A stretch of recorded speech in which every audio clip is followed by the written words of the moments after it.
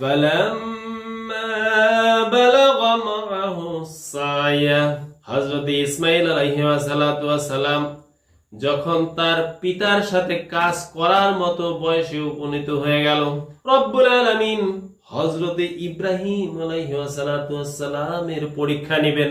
হযরত ইব্রাহিম আলাইহিস সালাম তার কলিজার টুকরা সন্তানকে বলছেন, ইয়া বুনাইয়া ইন্নী আরা ফিল মানামি আন্নী আযবাহুকা ফানজুর মাযা তারা।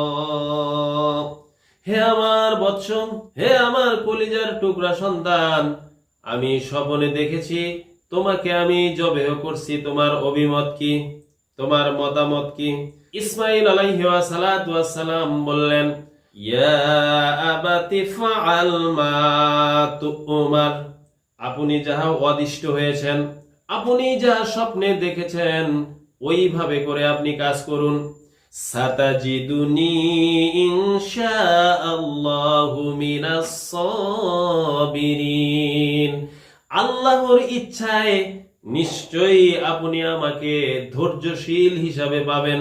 বাবা এবং ছেলের মধ্যে যখন আনুগত্য হয়ে গেল, তারা যখন আনুগত্য প্রকাশ করলো, ওয়াতাল্লাহু লিল জাবিন, তখন হযরতে ইব্রাহিম আলাইহিস সালাম তার সন্তান হযরতে ইসমাঈল আলাইহিস সালামকে শায়িত করলেন।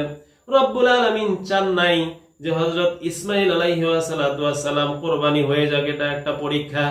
কোরআন বলছে, ওয়ানাদাইনাহু আইয়া ইব্রাহিম, তখন আমি তাহাকে আহ্বান করলাম, হে ইব্রাহিম, ক্বাদ সাদ্দাকতার রুইয়া, তুমি তো তোমার স্বপ্নকে বাস্তবে পরিণত করে ফেললে। সুবহানাল্লাহ। আল্লাহ রাব্বুল আলামিন বলেন, ইন্না কাযালিকা নাজজিল মুহসিনিন, এইভাবে করে আমি আল্লাহ রাব্বুল আলামিন যারা সৎকর্ম করে তাদেরকে পুরস্কৃত করব। আর এতক্ষণ যে ঘটনাটা ঘটলো এটা ছিল নিছক একটি পরীক্ষা। ইন্না হাযা লাহুয়াল বালাউল মুবিন, অবশ্যই নিশ্চয়ই এটা ছিল একটা স্পষ্ট পরীক্ষা। হযরত ইব্রাহিম আলাইহিস সালাম আল্লাহ রাব্বুল আলামিনের প্রশ্নের পরীক্ষায় পাশ করলেন।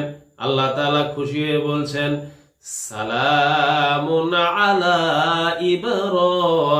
ইব্রাহিম, ইব্রাহিমের উপর শান্তি বর্ষিত হোক। সুবহানাল্লাহ। এইভাবে করে